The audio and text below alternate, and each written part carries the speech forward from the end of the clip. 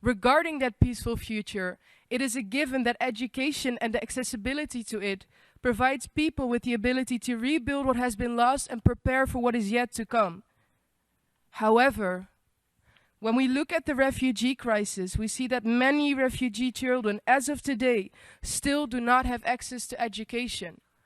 40% of them do not have access to primary education, and 77% don't attend secondary school. A generation that is being referred to as the lost generation. Lost because they have lost their right to education.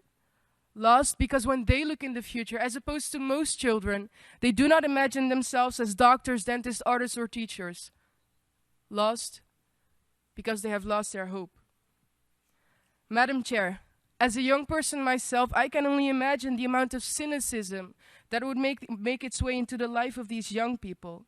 And we must not allow this to happen, because if we prevent cynicism, we can prevent that these children will go from knowing nothing to believing nothing.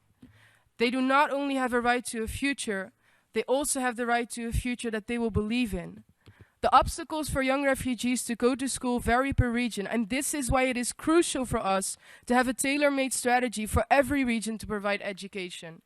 In this light, we encourage UN agencies to intensify their cooperation with grassroots organizations because of their local knowledge, yet to also acknowledge that it is crucial for UN agencies to ask these young people themselves what they perceive as barriers to their access to education and what they need to overcome these barriers. We believe this form of collaboration could help provide a better accessibility to education for young people and thus provide them with a better future. Because as we said earlier, we have to start realize that the future is not something we enter. The future is something we create.